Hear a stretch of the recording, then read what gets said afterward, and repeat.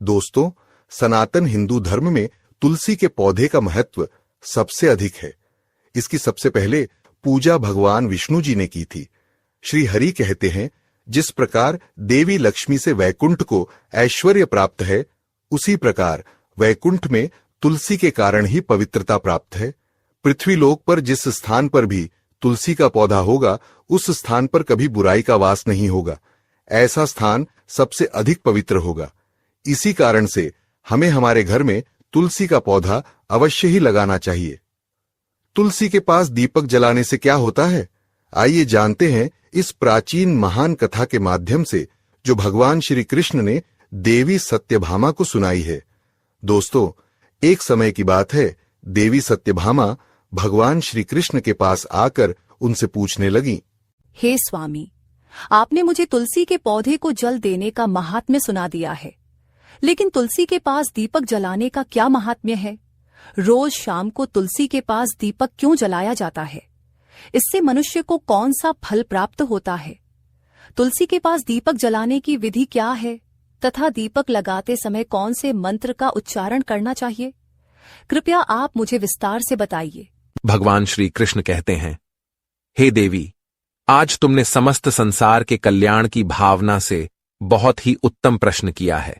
तुम्हारे इस प्रश्न का उत्तर देने से पूर्व मैं तुम्हें एक प्राचीन इतिहास सुनाता हूं, जिससे तुम्हें तुम्हारे सभी प्रश्नों के उत्तर मिल जाएंगे। शाम को तुलसी के पास दीपक जलाने से जो फल मिलता है, उसी का वर्णन मैं इस कथा में करूंगा। इसीलिए तुम इस कथा को ध्यानपूर्वक सुनना। इस कथा को ध्यान से पूरा सुनने मात्र से ही मनुष्य को 100 वर्षों तक तुलसी के पास दीपक जलाने का पुण्य प्राप्त होता है। देवी सत्यभामा कहती हैं, हे प्रभु, मैं इस कथा को सुनने के लिए उत्सुक हूँ। कृपया आप इस कथा को मुझे सुनाइए। मैं इस कथा को ध्यानपूर्वक सुनूंगी।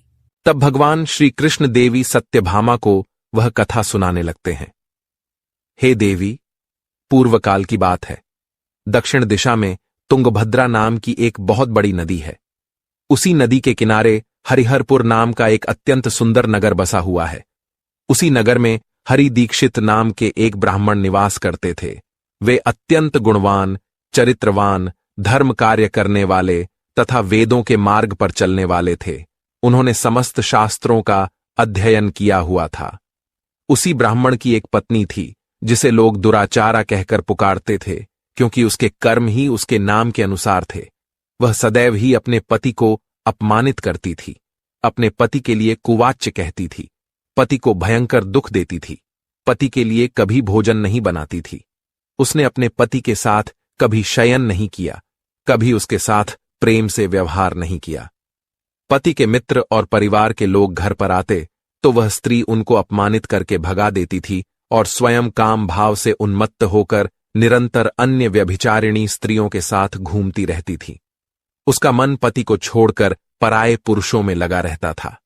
उसने कभी अपने पति से प्रेम पूर्वक बात नहीं की, किंतु पराये सुंदर पुरुषों के संग बैठकर बातें करती थीं। पराये पुरुषों को मोहित करने के लिए सज धज कर गांव में घूमने जाया करती थीं। कभी वह वन में किसी वृक्ष के नीचे खड़ी रहकर सुंदर पुरुषों की राह देखती और किसी दुष्ट पुरुष को मोहित करके उसके संग भोग विलास किया करती थी। एक दिन हरि दीक्षित ने अपनी पत्नी से कहा, हे भद्रे, तुम्हारा यह आचरण उचित नहीं है। इस प्रकार से पाप करने पर तुम्हारा अहित ही होगा। इसीलिए तुम अभी से ये सब बुरे काम करना छोड़ दो। तुम्हारे इस प्रकार के व्यवहार से मुझे बड़ा दुख हो रहा है। तब उस दुराचारा स्त्री ने कहा, न जाने किस पाप के कारण मेरा तुझ जैसे भिखमंगे के साथ विवाह हुआ है। लगता है पिछले जन्म में मैंने पाप ही किए होंगे। इसी कारण से मुझे ऐसा गरीब पति मिला है। तू मेरी कोई भी इच्छा को पूर्ण नहीं कर सकता। मुझे विवशता के कारण तेरी इस झोपड़ी में रहना पड़ता है। भिक्षा में लाया हुआ भोजन खाना पड़ता है। अब और अधिक मैं इस कष्ट को सहन नहीं करने वाली। किसी दिन मैं तुझे छोड़कर अवश्य चली जाऊंगी। तेरे साथ रहूंगी तो इस जन्म में भी मेरे द्वारा पाप ही होंगे। इसीलिए अब मैं किसी अन्य धनवान पुरुष से विवाह करूंगी।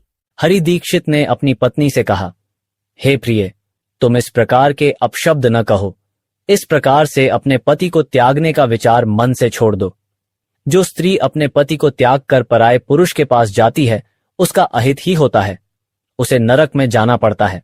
उस दुराचारी पत्नी ने कहा, नरक में तुम्हें जाना पड़ेगा, क्योंकि तुम कोई काम धंधा तो करते नहीं, भीख मांगकर खाते हो और मुझे भी झूठन खिलाते हो। पत्नी को दुखी और असंतुष्ट रखने वाला पति भी नरक में ही जाता है, और तुम्हारा घर कोई नरक की सजा से कम नहीं है। तुम्हारे साथ इस घर में रहने से अच्छा है मैं नरक में जाकर रहूं। इस प्रकार उस हरिदीक्षित की पत्नी ने अनेक प्रकार के कटु वचनों से अपने पति का अनादर किया और उसे अपमानित किया। श्री कृष्ण कहते हैं, हे देवी, जो स्त्री अपने पति का अनादर करती है, जो अपने पति का अपमान करती है, उसके घर में दुर्भाग्य ही आता है। पति को छोड़कर पराये पुरुष के पास जाने वाली स्त्री को नरक में दंड अवश्य ही भोगना पड़ता है। अब आगे सुनो, उस दुराचार स्त्री के साथ क्या होता है। एक दिन वह दुराचारिणी स्त्री वन में जाकर एक वृक्ष के नीचे खड़ी हो गई। उसका चित्त काम से भरा हुआ था। वह किसी सुंदर कामी पुरुष की राह देख रही थी, किंतु बहुत समय बीतने के बाद भी उस स्थान पर कोई पुरुष नहीं आया। इसीलिए वह अत्यंत दुखी हो गई और प्रियतम की खोज में इधर उधर देखने लगी। उस दिन उसका सारा परिश्रम व्यर्थ हो गया। वह वहां खड़ी होकर वह नाना प्रकार की बातें कहकर विलाप करने लगी। हाय हाय, आज तो इस मार्ग से कोई भी सुंदर पुरुष नहीं आया। अब मैं कैसे अपनी काम शांति करूं? आज की रात कैसे बीतेगी? कौन मेरे इस सुंदर शरीर का उपभोग करेगा? मेरी जवानी और सुंदरता तो अकारण ही नष्ट हो रही है। कोई भी इस सुंदर शरीर को पाने की कामना नहीं करता। अब मैं कहाँ जाऊं? कौन मुझे अपनाएगा? कौन मेरे साथ भोग विलास करेगा? मेरा पति तो मूर्ख है, किंतु अब ऐसा लगता है कि संसार ही मूर्ख पुरुषों से भरा पड़ा है। कोई भी इतनी सुंदर स्त्री को पाने की कामना नहीं कर रहा है। मैं तो इतनी सुंदर हूँ कि देवता भी मुझे पाने की इच्छा करेंगे, लेकिन यह संसार तो पापी और तुच्छ पुरुषों से भरा पड़ा है, जो मुझ अप्सरा जैसी सुंदर स्त्री को दुर्लक्ष्य कर रहा है। हे भगवान, कोई सुंदर, बलवान और पराक्रमी नर हो तो उसे मेरे पास भेजिए। चाहे वह मेरा भक्षण भी कर लेगा तो भी मैं प्रसन्नता से उसका आलिंगन कर लूंगी। भगवान श्री कृष्ण कहते हैं, हे देवी, इस प्रकार से वह स्त्री जोर जोर से विलाप करने लगी। उसी जंगल में एक भयानक बाघ निवास करता था। उस पापिनी स्त्री की आवाज सुनकर वह जाग गया और उछलकर उस स्त्री का भक्षण करने के लिए उसके पास आ गया। उस बाघ का नाम था ध्वंसक। ध्वंसक का रूप अत्यंत भयानक था। उसका शरीर काले और नारंगी धारियों से युक्त था, जो जंगल की छाया में घुल मिल जाता था। उसकी आंखें अंगारे की तरह लाल थीं, जो अंधेरे में भी चमकती थीं। उसके जबड़े से लंबे तीक्ष्ण दांत बाहर निकले हुए थे, जो किसी भी जीव को चीरने के लिए पर्याप्त थे। उसकी गहरी गर्जना पूरे वन में गूंजती थी, जिससे आसपास के जीव कांप उठते थे। ध्वंसक की लंबी मजबूत पूंछ उसकी ताकत का प्रतीक थी। वह अपनी मांसल बलिष्ठ टांगों से जंगल में तेजी से दौड़ सकता था। ध्वंसक का पूरा शरीर शक्तिशाली मांसपेशियों से भरा हुआ था, जिससे वह एक ही झपट्टे में अपने शिकार को धराशायी कर सकता था। उसकी नाक से बार बार गर्म सांसें निकलतीं, मानो वह हर पल अपने अगले शिकार की तलाश में हो। ध्वंसक का एकमात्र लक्ष्य उन पापी और दुराचारी लोगों का भक्षण करना था, जिन्हें उसकी नियति ने उसे सौंपा था। उस भयंकर बाघ को अपने सामने खड़ा हुआ देखकर उस स्त्री के पसीने छूटने लगे। वह भय से थरथर कांपने लगी। वह स्त्री कुछ करती, इतने में ही उस बाघ ने अपने पंजे से उसे घायल कर दिया और वह स्त्री जमीन पर गिर पड़ी। जमीन पर गिरते ही वह स्त्री चिल्लाते हुए बोली, अरे बाघ, तू किस लिए यहाँ पर आया है? मुझे क्यों मार रहा है? मैं यहाँ पर अपने प्रियतम को खोज रही थी। तू मुझे छोड़ दे। मेरा भक्षण करके तुझे क्या मिलेगा? उस स्त्री की यह बात सुनकर वह भयानक बाघ क्षण भर के लिए रुक गया और हंसते हुए बोला, हे दुष्टा, आज विधाता ने तुझे मेरा ग्रास नियुक्त किया है। तुझ जैसी पापिनी स्त्रियों का भक्षण करना ही मेरा काम है, तभी मुझे इस शरीर से मुक्ति मिलेगी। वह स्त्री कहने लगी, हे बाघ, तुम कौन हो? मुझे सच सच बताओ, तुम्हें किस कारण से बाघ होना पड़ा और तुम मुझ जैसी स्त्रियों का भक्षण क्यों करते हो? पहले मुझे सारी बात बताओ और फिर मेरा भक्षण करो। फिर ध्वंसक नाम का वह बाघ कहने लगा, हे पापिनी, मैं तुम्हें मेरे पूर्व जन्म का वृत्तांत सुनाता हूं कि किस कारण से मुझे बाघ होना पड़ा। पूर्व काल में दक्षिण देश में अमलापहा नाम की एक पवित्र नदी बहती थी। उसी नदी के तट पर मुनिपर्णा नाम की एक नगरी बसी हुई थी। यह नगरी अपने सुंदर मंदिरों, शांत वातावरण और धार्मिक अनुष्ठानों के लिए प्रसिद्ध थी। वहां एक ब्राह्मण का परिवार निवास करता था। मैं उस परिवार में जन्मा था। मेरा नाम वेदानंद था। मेरे पिता एक आदर्श ब्राह्मण थे जो यज्ञ, हवन और धार्मिक अनुष्ठानों का पालन करते थे। उस बाघ ने आगे कहा, हे स्त्री, मैंने अपनी किशोरावस्था में वेदों का अध्ययन किया और यज्ञ आदि धार्मिक कार्यों में पारंगत हो गया। लेकिन जैसे जैसे मैं बड़ा हुआ, मेरे मन में धन का लोभ बढ़ता गया। अनेक यज्ञों का आयोजन किया, लेकिन वे यज्ञ धार्मिक उद्देश्य से नहीं बल्कि धन संग्रह के लिए थे। मैं उन पापियों के लिए भी यज्ञ करता था जो धर्म से दूर थे और उनके घर का भोजन करता था। मैंने धन के लोभ में उनके अनैतिक कार्यों का समर्थन भी किया। धर्म के मार्ग से भटकते हुए मैंने उन वस्तुओं का दान भी स्वीकार किया जिन्हें ब्राह्मण को नहीं लेना चाहिए। मेरा मन इतना लोभी हो गया था कि मैं ऋण के बहाने दूसरों से धन लेता और फिर उसे कभी वापस नहीं करता। मैंने अनेक प्रकार के छल कपट किए और इस प्रकार पाप करते हुए कई वर्ष बीत गए। समय के साथ मेरा शरीर कमजोर हो गया, बाल सफेद हो गए, आंखें धुंधली हो गईं और मुंह के दांत गिर गए। परंतु धन का लोभ अब भी मेरे मन से नहीं गया और मैं पाप करता रहा। उस बाघ ने अपने दुख भरे स्वर में आगे कहा, एक दिन धन के लालच में मैं फिर से नदी के किनारे गया। वहां मैंने अन्य धूर्त ब्राह्मणों के साथ मिलकर लोगों को ठगा। हम सभी ने झूठे मंत्रों का उच्चारण किया और बिना विधि विधान के ही देवी देवताओं का पूजन किया। इसका उद्देश्य केवल अधिक से अधिक धन दान में प्राप्त करना था। हमने लोगों को धर्म के नाम पर धोखा दिया। उस दिन मैंने काफी धन एकत्र किया, लेकिन उसी समय मेरे साथ एक भयानक घटना घटी। मैं उसी दिन नदी के तट पर बैठा हुआ था। तभी एक बीमार और भटकता हुआ कुत्ता मेरे पास आया। मैंने उसे दुत्कार कर भगा दिया, लेकिन वह क्रोध में आकर मेरे पैर में काट बैठा। मैं मूर्छित होकर वहीं गिर पड़ा। उसी क्षण मेरे प्राण निकल गए। मेरी मृत्यु के बाद यम के 2 दूत प्रकट हुए। वे काले और भयानक रूप वाले थे और उनके हाथों में जंजीरें थीं। उन्होंने मुझे पकड़ लिया और यमपुरी की ओर ले गए। यमपुरी में मुझे यमराज के सामने खड़ा किया गया। यमराज ने अपने दिव्य सिंहासन से चित्रगुप्त को आदेश दिया कि वे मेरे कर्मों का लेखा जोखा प्रस्तुत करें। चित्रगुप्त ने बड़े ही गंभीर स्वर में कहा, हे धर्मराज, यह ब्राह्मण जिसका नाम वेदानंद था ने अपने जीवन में घोर पाप किए हैं। इसने धर्म के नाम पर लोगों को ठगा, झूठे मंत्रों का उच्चारण कर यज्ञ किए और भगवान का अपमान किया। यह धन के लालच में धर्म से दूर हो गया। इसने कभी भी धर्म का पालन नहीं किया, इसीलिए यह पापी ब्राह्मण नरक जाने के योग्य है। फिर यमराज ने अपने दूतों को आदेश दिया, इस पापी को नरक की अग्नि में डाल दो। यह वहां जाकर अपने कर्मों का फल भोगे। इसके बाद मुझे नरक की भयंकर अग्नि में डाल दिया गया। वर्षों तक मैंने वहां की यंत्रणाएं सहन की। मेरी आत्मा को भयंकर पीड़ा सहनी पड़ी। अनेक वर्षों की सजा के बाद मेरे पापों के कारण मुझे बाघ का शरीर प्राप्त हुआ और मैं इस दुर्गम वन में निवास करने लगा। ध्वंसक ने अपनी कहानी को समाप्त करते हुए कहा, अपने पूर्व जन्म के पापों का प्रायश्चित करते हुए मैंने संकल्प लिया कि मैं कभी भी महात्मा, साधु पुरुष या सती स्त्रियों का भक्षण नहीं करूंगा। मैं केवल उन पापियों, दुराचारियों और कुलटा स्त्रियों का ही भक्षण करता हूं जिन्होंने अपने जीवन में अधर्म के मार्ग पर चलकर दूसरों को दुख दिया है। मुझे विश्वास है कि ऐसा करने से मुझे मेरे पापों से मुक्ति मिलेगी और मैं इस शरीर से जल्द ही मुक्त हो जाऊंगा। श्री कृष्ण कहते हैं, हे देवी, इस प्रकार से उस बाघ ने अपने पूर्व जन्म का वृत्तांत सुना दिया और उस स्त्री से कहने लगा, हे पापिनी, तेरे आचरण से तू कुलटा दिखाई पड़ती है।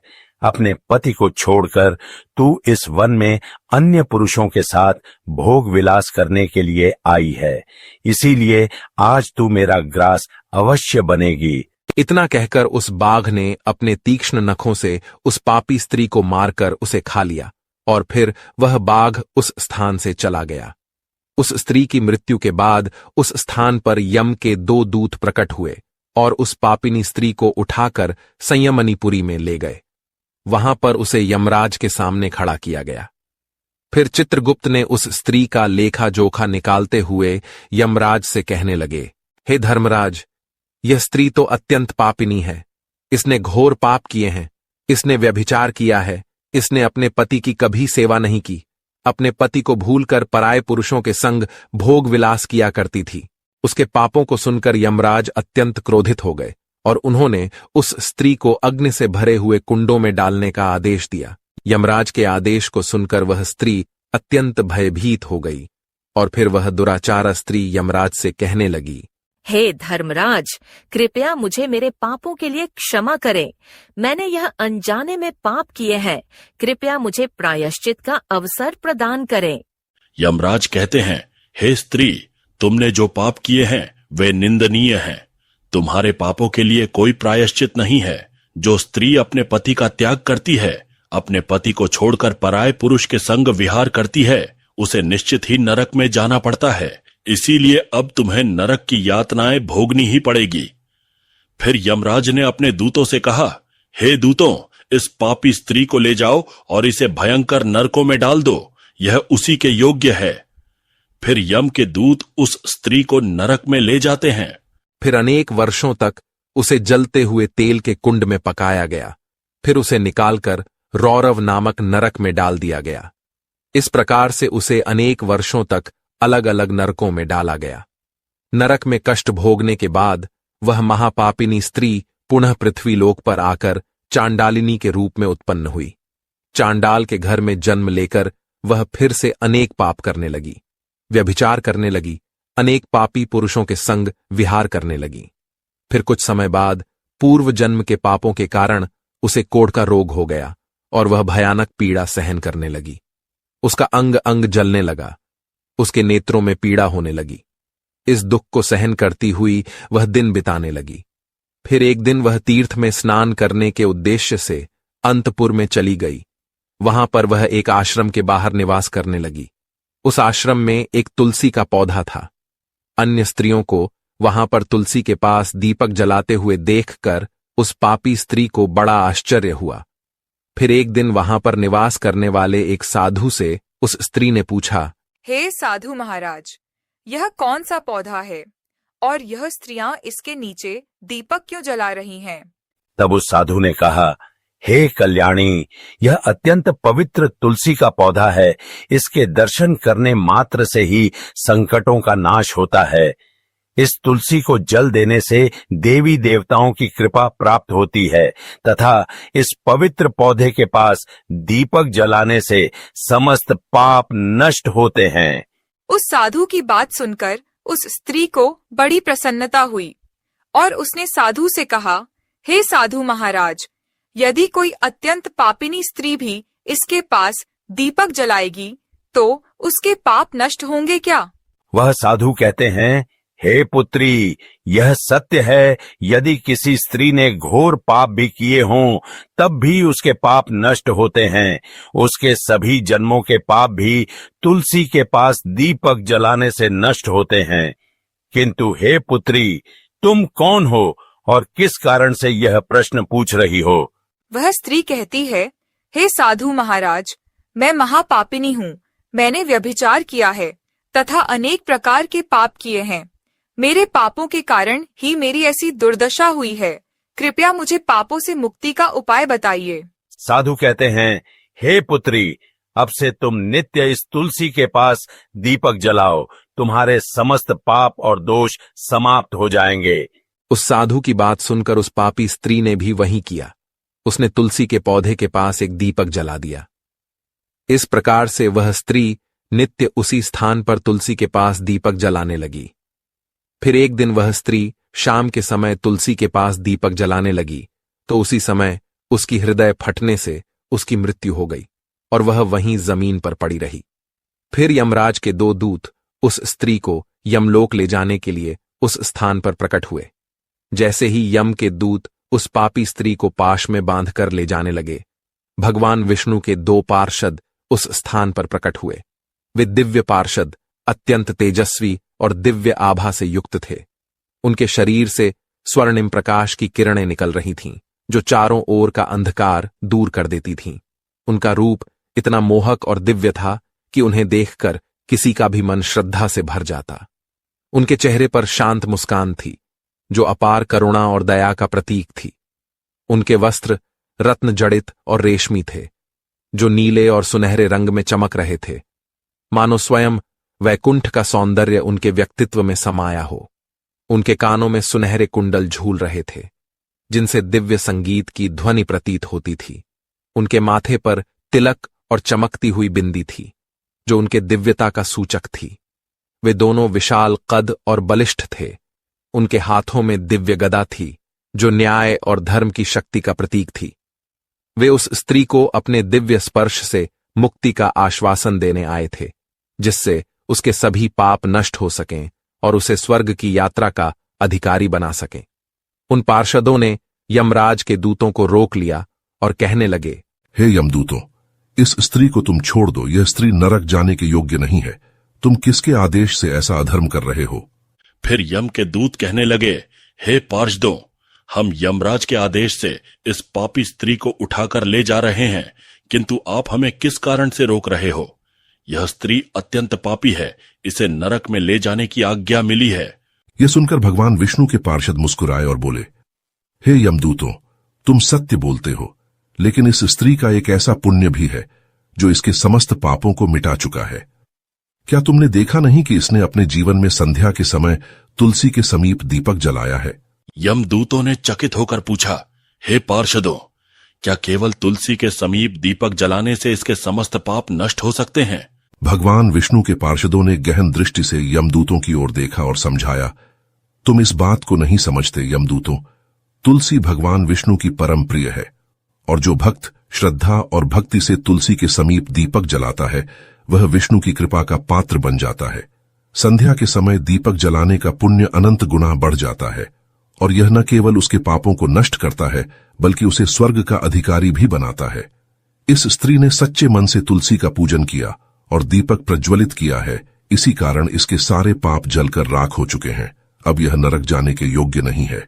यमदूतों ने अपने हाथ जोड़कर कहा, हे पार्षदों, आप सत्य कह रहे हैं। हमें इसके भक्ति के बारे में जानकारी नहीं थी। यदि यह भगवान विष्णु की प्रिय भक्त है, तो इसे हम कैसे नरक ले जा सकते हैं? भगवान विष्णु के पार्षदों ने मधुर स्वर में कहा, इसलिए हे यमदूतों, अब तुम लौट जाओ। इस स्त्री ने तुलसी की सेवा की है। वह उस दीपक की रोशनी में अपने सारे पापों को भस्म कर चुकी है। अब इसे विष्णु लोक में ले जाया जाएगा, जहां इसका स्वागत होगा। यह अब स्वर्ग की अधिकारी बन चुकी है। पार्षदों की बात सुनकर उन यमदूतों ने उस स्त्री को उसी स्थान पर छोड़ दिया और यमलोक लौट गए। वहां जाकर उन्होंने यमराज को सारा वृत्तांत सुना दिया।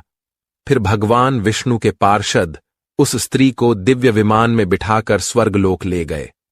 भगवान श्री कृष्ण कहते हैं, हे देवी सत्यभामा, इस प्रकार से तुलसी के पास केवल दीपक जलाने मात्र से ही मनुष्य के सभी पाप नष्ट हो जाते हैं। जो स्त्री नित्य शाम को तुलसी के पास दीपक जलाती है, वह सौभाग्यशाली बनती है। उसके पूर्व जन्मों के सभी पाप नष्ट हो जाते हैं। उसे सुख समृद्धि की प्राप्ति होती है। रोज तुलसी के पास दीपक जलाते समय इस मंत्र का उच्चारण करना चाहिए, ओम तुलसी देव्यै च विद्महे विष्णु प्रियायै च धीमहि तन्नो वृंदा प्रचोदयात। श्री कृष्ण कहते हैं, हजारों अमृत के घड़ों से नहलाने पर भी श्री हरि को उतनी तृप्ति नहीं होती जितनी वे मनुष्यों के द्वारा तुलसी का एक पत्ता चढ़ाने से प्राप्त करते हैं। 10,000 गोदान से जो फल प्राप्त होता है, वही फल तुलसी पत्र के दान से पा लिया जाता है। जो मृत्यु के समय अपने मुख में तुलसी पत्र का जल पा जाता है, वह संपूर्ण पापों से मुक्त होकर श्री कृष्ण के धाम जाता है।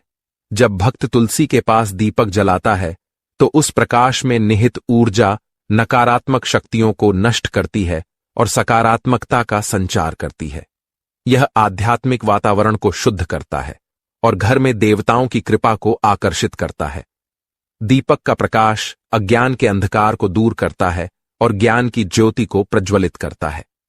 तुलसी के पास दीपक जलाने से मनुष्य के भीतर शुद्धता और पवित्रता का भाव उत्पन्न होता है, जिससे उसकी भक्ति और ध्यान की शक्ति बढ़ती है।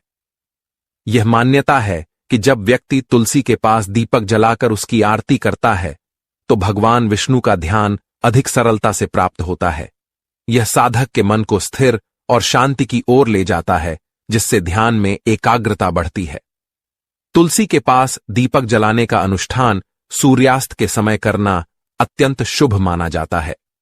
इस समय दीपक जलाकर तुलसी माता की आरती की जाती है और भगवान विष्णु का स्मरण किया जाता है। इसे करने से विशेष पुण्य प्राप्त होता है। प्रतिदिन संध्या समय में तुलसी के पास दीपक जलाते समय ओम नमो भगवते वासुदेवाय मंत्र का जाप करना चाहिए। यह मंत्र घर की नकारात्मकता को दूर करता है और भगवान विष्णु की कृपा प्राप्त करता है। तुलसी के पास घी या तिल के तेल का दीपक जलाना शुभ होता है। घी का दीपक अधिक पवित्र माना जाता है, लेकिन यदि संभव न हो तो तिल के तेल का दीपक भी जलाया जा सकता है।